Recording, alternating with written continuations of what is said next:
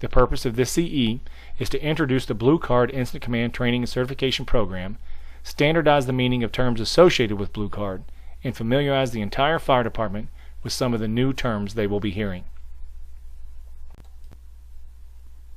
The entire Bluecard IC training and certification program is based on the textbook Fire Command written by Alan Brunacini. The first edition of Fire Command was released in 1985. It was updated with the second edition in 2001. The command function overview goes over the main points of the online training module. The 8 functions of command provide the incident commander with a standard, predictable, sane, and lucid job description. Command procedures give the incident commander responsibility for overall incident results, along with the organizational authority putting all the incident responders to work in the same common set of tactical objectives. In order for this basic incident management game plan to be effective, all responders must follow an agreed upon, written down in guideline form, practice set of command procedures prior to the event. This is particularly crucial in view of the quick, fast-moving, dangerous incident conditions where the system will be applied. The incident command system must be applied to every incident.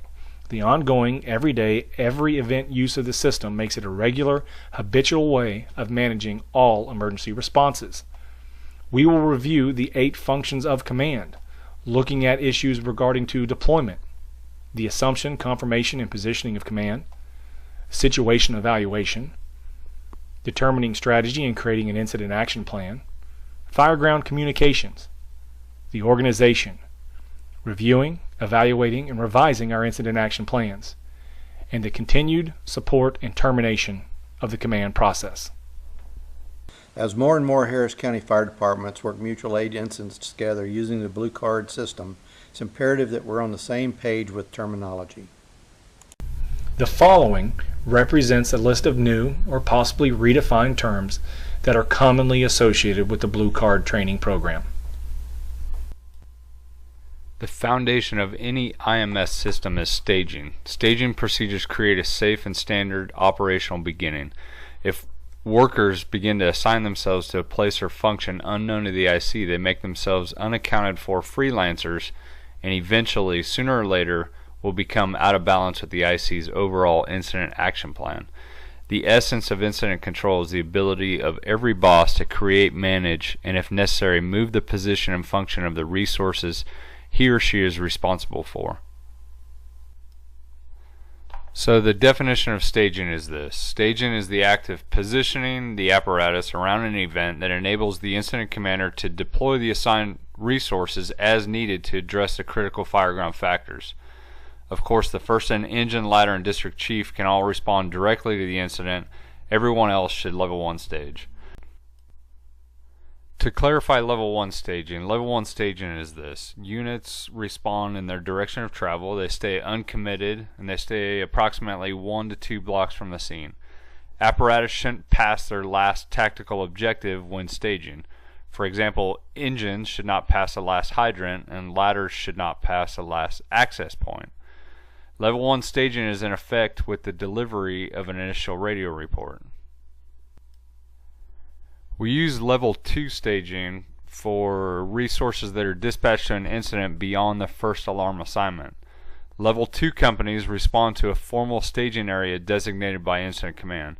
The staging area should be close enough to allow quick response but far enough away so as not to interfere with the event operations. The staging area will be supervised by a staging officer and will be dispatched on a separate radio channel.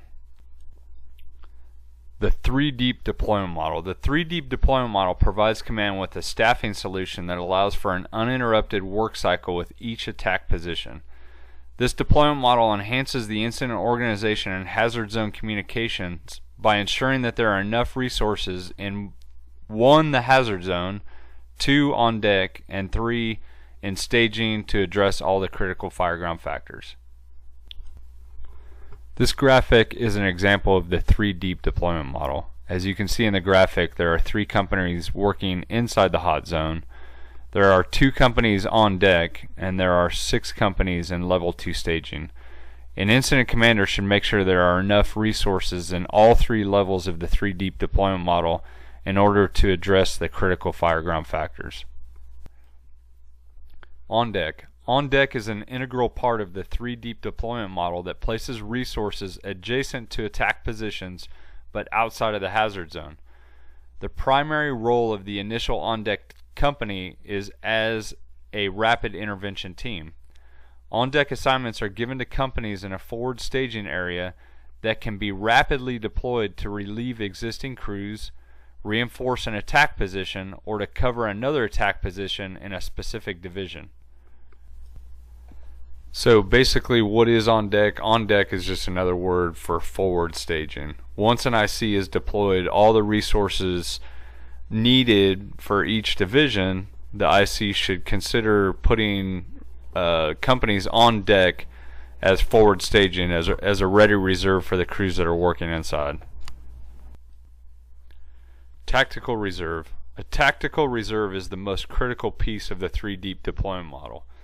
Incident commanders must have enough resources to address all the critical fireground factors, reinforce attack positions through on-deck assignments, and maintain a reserve in staging to safely manage the incident.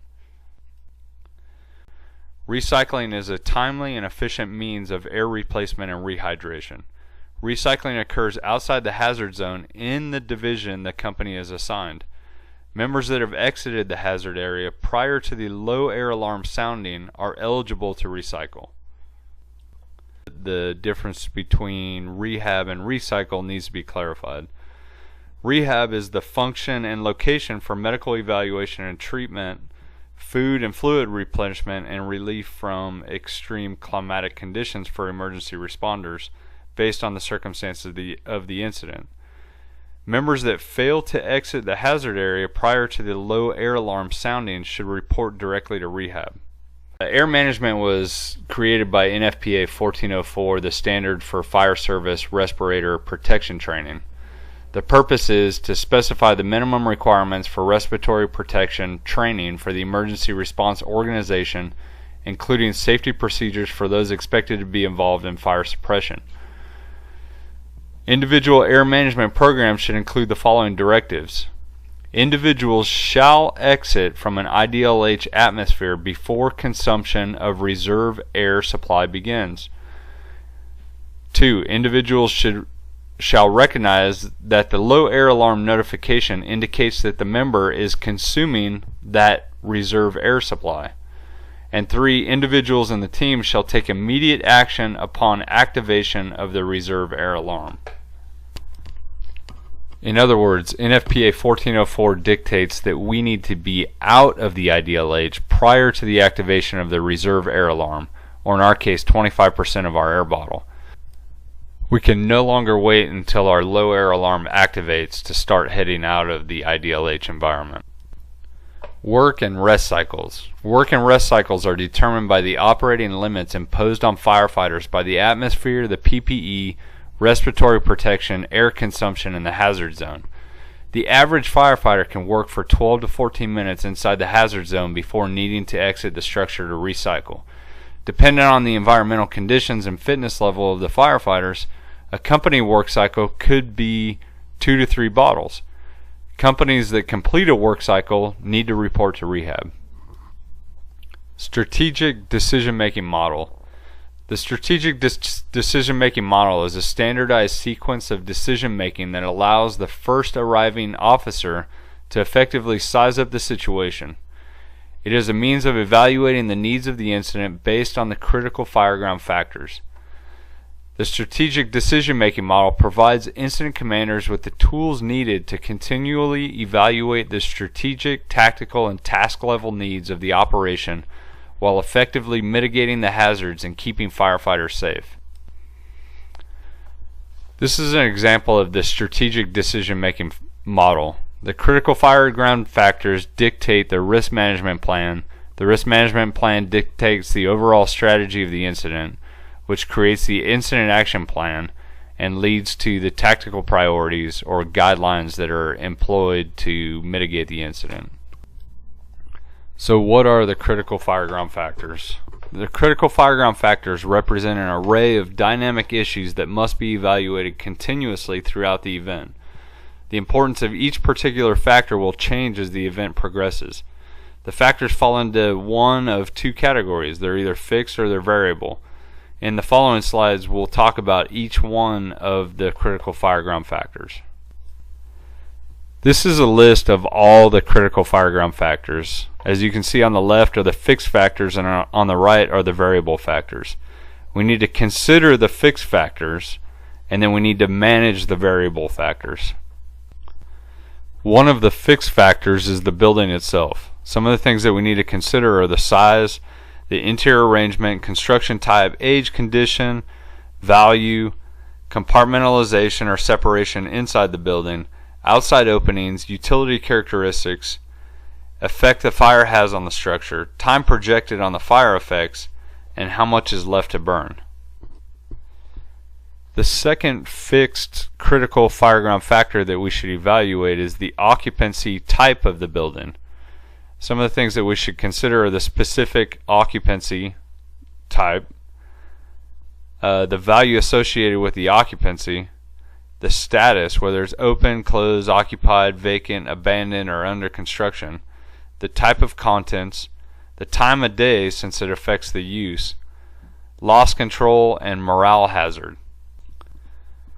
The last fixed critical fireground factor that we need to evaluate is the arrangement of the building or buildings. Some of the things that we need to consider are the distance of external exposures, the combustibility of exposures, the access and arrangement of internal exposures, the value of the exposures, the most dangerous direction of fire extension, the fire effect on the exposures, barriers or obstructions to operations, limitations on apparatus movement between buildings, and whether or not there are multiple buildings. One of the variable critical fireground factors that we need to consider, of course, is the fire itself. We need to look at the size, the extent of the fire, the location of the fire, the stage the fire is in. We need to look at wind direction and speed. We need to look at the most dangerous direction of fire travel. We need to know the time of involvement, the fire load, the type and amount of product left to burn, the product of combustion liberation, what the fire perimeter is, and how widespread the fire is. Another variable critical fireground factor is the life hazard that is currently existing inside the building. So we need to look at the fire control required for search. We need to consider the location of occupants, the number of occupants, the condition of the occupants, possible incapacities of the occupants, resources required for search, any EMS needs we might have for when occupants come out, the fire effect on the victims, any exposures that we have, the hazards for firefighters, access to victims, and possible escape routes. Our access to resources is also a variable critical fireground factor. We need to consider staffing and equipment on scene, staffing and equipment responding, staffing and equipment available, the estimated time of response, the condition of responders, the capability of personnel, the capability of command staff, hydrants and water location, and built-in protective systems. Another variable critical fireground factor is the special circumstances that we might have.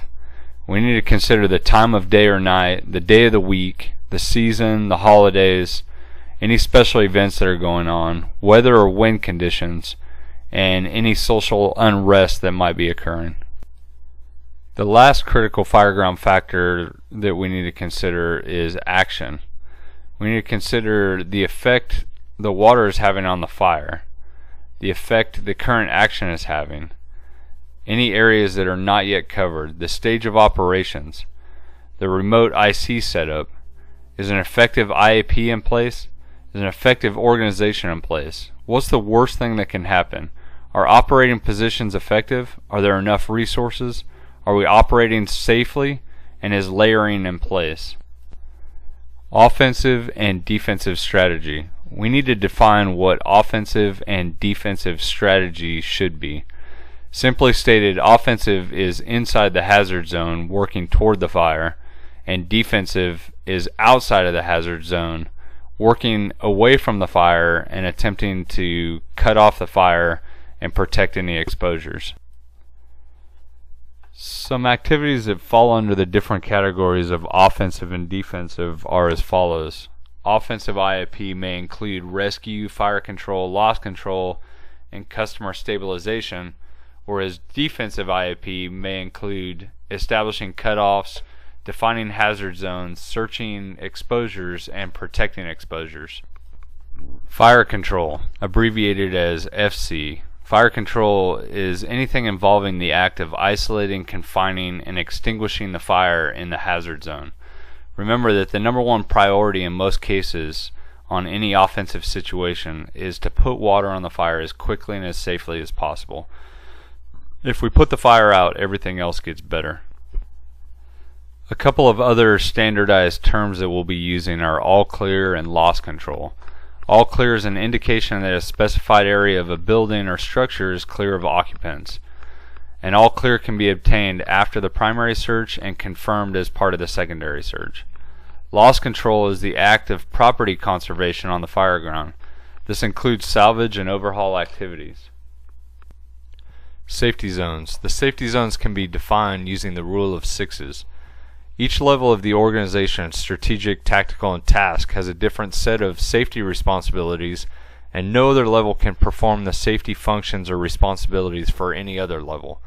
For example, at the task level, each firefighter is responsible for his own personal safety, which is approximately a 6-foot safety zone. The company officer has a responsibility for the whole crew, or an approximate 16-foot safety zone. At the tactical level, the division officer is responsible for everybody within that division, or in other words, about a 60-foot safety zone. And at the strategic level, the incident commander is responsible for everybody on scene, or a 360-degree safety zone of the entire incident. This graphic is a demonstration of the task level of the safety zone, which includes the captain, a 16-foot safety zone, and then each firefighter, each with about a 6-foot safety zone. This graphic is a representation of the tactical level safety zone, which is usually performed by the division officer. In this case, the safety zone includes the division officer and the ICT, and then all the companies working inside of that division, which is approximately 60-foot coverage. And finally, at the strategic level, the area of responsibility includes 360 degrees of the entire incident. This job at the strategic level is usually performed by an incident safety officer. The order model outlines the communication steps we follow to ensure messages are always received and understood despite the rushed or confusing or dangerous conditions we typically face during fireground operations. The order model also standardizes how the incident's participants will exchange two-way radio communications. The following is an outline of how the order model should work on the fireground. First, the sender contacts the receiver. Second, the receiver indicates readiness to receive the message. Third, the sender transmits the message or order over the radio. Fourth, the receiver states the message in paraphrasing format to confirm understanding of the message. And finally, the sender corrects any misunderstandings. Once the communication loop is open with the use of the order model, it's important to close the communication loop in order to free up radio traffic. The following is an example of the order model in use. First, the sender calls the other company. Main Street Command calling Engine 1. Engine 1, go ahead command. Engine 1, I need you to stretch a hand line to the Charlie side to reset the fire in the Charlie Delta corner. Engine 1 receives, stretch a hand line to Charlie Delta corner to reset the fire. There are 6 basic types of radio transmissions on a hazard zone. The first is the initial radio reporting. Second is the follow-up report. Third is assigning units to operating positions or functions. Fourth is command transfers. Fifth is CAN reporting, which stands for conditions, actions, and needs. And finally, strategic shifts, when we're switching from offensive to defensive strategy or switching back the other way. Initial radio reports. The initial radio report is probably one of the most important communications we transmit throughout the entire incident. The first IC begins the command, control, and communication process with a brief initial report that describes the conditions that can be seen from the initial command position. It's usually given by the first engine company from the cab of the first-in engine. This report is directed to everyone else responding to the scene, in addition to advising dispatch of the size-up upon the initial IC's arrival. The initial report also connects those listening in, for example, non-responding companies and bosses still in the station, staff officers, and the media, to the initial situation status. The initial radio report should also set off a chain reaction of standard organizational elements. First and foremost, it lets the entire response and anyone else listening to the radio know that someone has arrived to the scene. The incident problem gets identified and the strategy and incident action plan are declared. It also puts an IC in command of the event. Command and communications SOPs are designed with the IC as the central communications player. If the IC can't control incident communications, he or she can't control or manage the incident players. There are 7 basic elements to the initial radio report. Number 1 is clearing the alarm and announcing your arrival on scene. Second, a description of the building or area, size, height, and occupancy type. Third, a description of the problem, nothing showing light smoke, working fire, or defensive fire. Fourth, the initial incident action plan, any actions taken including the task location and objective.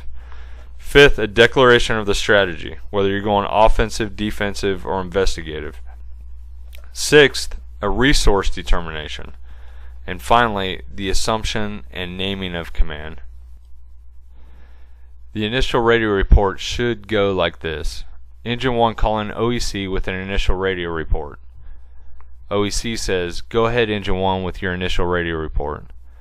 Engine 1 comes back and says, "Engine 1 is on location of a small 2-story residential structure with a working fire and smoke showing on Alpha and Charlie. Engine 1 will be laying a supply line and advancing a hand line through Alpha for fire control and primary search on the first floor. We will be in the offensive strategy and continue the current response. Engine 1 is assuming Main Street command." Then OEC responds by repeating back the message and paraphrasing it. Received. Engine 1 on location, small 2-story residential structure, working fire conditions, smoke showing on Alpha and Charlie. Engine 1's laying a supply line, advancing a hand line through Alpha for fire control and primary search on first floor. Offensive strategy, continue the response. Engine 1's Main Street command. The initial radio report should directly reflect the strategic decision-making model as we discussed previously.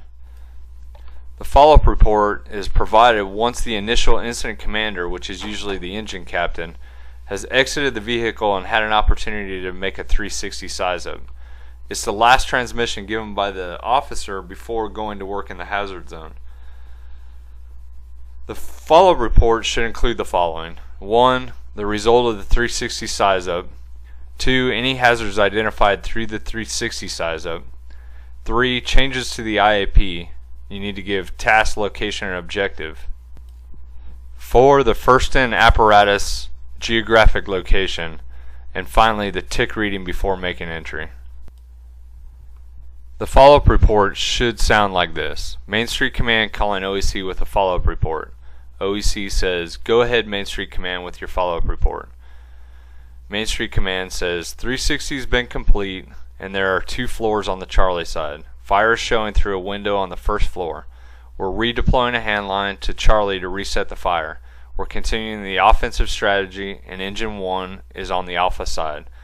No tick reading. OEC responds by saying, "Received, Main Street Command, 360 complete, 2 floors on Charlie, redeploying hand line to Charlie to reset, continuing offensive strategy, and Engine 1 is Alpha, no tick reading." Accountability location. The accountability location is the geographic identifier for the event. Announcing that Engine 1 is on the alpha side establishes the orientation of the structure based on the location of the first-in apparatus. For most incidents, the accountability location will be the addressed side of the structure. Going back to the initial radio report, one of the aspects of the initial radio report is the building description. The building description falls into three basic categories. First, the size, second, the height, and third, the occupancy type. An example of this would be, I have a medium-sized one-story commercial occupancy. Another element of the initial radio report is the size of the structure. Size of the structure should be defined by a standard unit of measure, not the occupancy type. The standard unit of measure in Bluecard is the 200-foot crosslay. We have small, medium, large, and huge, gigantic, or mega-sized buildings. In the next few slides, we'll talk about how to define the size of the structure. If an apparatus is spotted about 30 feet away from the front of a building, the maximum depth that a 200-foot crosslay could go into a building is about 150 to 175 feet. So the way that we define the structure is we ask, what percentage of an area can a 200-foot handline access? If a 200-foot handline can access the entire structure, then the structure is considered to be a small structure. Examples of this would be most residential structures and small warehouses. If a 200-foot handline can reach approximately 75% of the structure, it's considered to be a medium-sized structure. Examples of this would be larger warehouses, apartment buildings, or strip centers. A large structure is one in which a 200-foot handline can cover approximately 15% of the fire area. An example of this would be a large warehouse or a large store. And finally, a megastructure is a structure in which a 200-foot handline can only cover approximately 25% of the fire area or less. An example of this would be a big box store or a very large warehouse. Another way of defining the building description is the height of the building. Use the number of stories to describe the above grade height of the structure. Use the number of sublevels, basements, or parking garages to describe the depth below grade of a structure. Another part of the initial radio report is a description of the problem. One of the possibilities is to say that there is light smoke showing. Remember that there's four key attributes of smoke, which are volume, velocity, color, and density. Light smoke has small volume with little to no push from fire conditions. It's lighter in color and lacks significant density. The presence of light smoke might require the deployment of a pump can or extinguisher along with the utilization of resources from a single company for fire control. A working fire condition is pretty much anything beyond light smoke. A working fire condition requires the deployment of a handline and utilization of resources on scene for fire control. Defensive fire conditions exist when the volume of fire exceeds the resources assigned to the event, or as indicated by the risk management plan, which states, we will not risk our lives at all for what is already lost, neither people or property. Reinforcing interior attack lines more than once should be a red flag to us and an indication that maybe we should go defensive. One of the basic forms of communication on the fire ground is the progress report or CAN report. A CAN report includes conditions, actions, and needs. Regardless of the type of communication, all members must maintain radio discipline. Incident commanders must be able to control the radio traffic on the tactical channel, or they will not be able to control the overall incident. The following will help members maintain radio discipline when assigned to an incident. First, know what you're going to say before pressing the push to talk. Second, only communicate information that pertains to tactical priorities or firefighter safety. Third, allow communication loops to close before pressing the push to talk. Fourth, let the incident commander be the one to contact you. Fifth, end every CAN report with a needs assessment. This also includes your air supply. And sixth, eliminate good news reporting unless requested by the IC. For example, all clears, PARs, etc. are all good news reporting. There are 4 basic types of radio communication between the incident commander and companies on scene. They include routine traffic, roof reports, status changes, priority traffic, and emergency traffic. First, routine traffic is the most common form of communication that takes place on the fire ground. Routine traffic is generally initiated by the IC and it follows the order model. Once assigned to the hazard zone by IC, companies should work to maintain radio silence unless contacted by the command. A CAN report is an example of routine radio traffic. Roof reports are used to provide an assessment or a size-up of the roof to command and companies working inside the structure. The roof report should include the following information. First, the type of roof. Second, condition of the roof. Third, fire or smoke conditions. Fourth, location of firewalls. Fifth, heavy roof loads if there are any. Sixth, conditions in the attic space if it's known. And seventh, building blueprint or layout. A ladder company that's assigned to the roof should provide a roof report to command soon after making access to the roof. Remember that vertical ventilation must be highly coordinated through the IC, the ladder companies, and the interior crews. Another one of the 4 forms of radio communication is status changes. A status change can occur on the fire ground for a number of reasons and must be provided as soon as possible using the order model. A status change might be necessary for the following reasons. 1. You've completed the assignment and need to be reassigned. 2. You're changing locations within the hazard zone. Or 3. You need to exit the structure to recycle. For example, when an air bottle goes below 50%. Another form of radio communication is priority radio traffic. Priority radio traffic is used for bad news or red flag reporting and should be communicated as soon as possible to the incident commander. Priority traffic should follow the order model, but it can interrupt communication loops if necessary. Some examples of the need for priority radio traffic include the following. You're unable to complete a critical assigned task or tactical objective.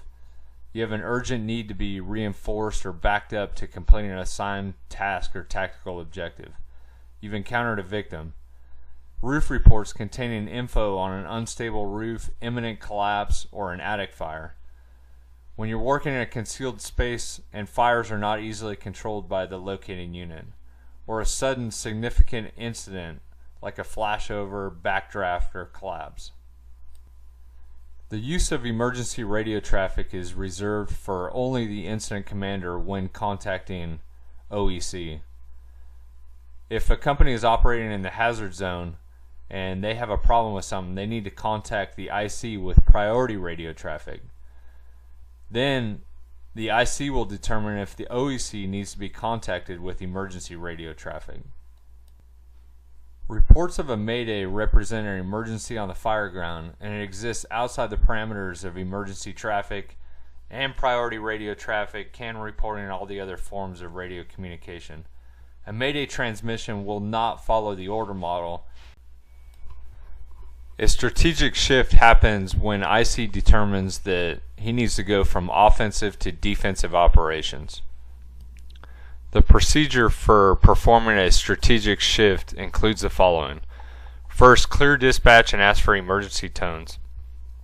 Second, emergency tones are transmitted. Third, announce to all hazard zone units that you're shifting to a defensive strategy and that all units need to tactically withdraw or emergency evacuate the structure. Then request that all units report PAR upon exit. Finally, dispatch repeats the emergency traffic report verbatim.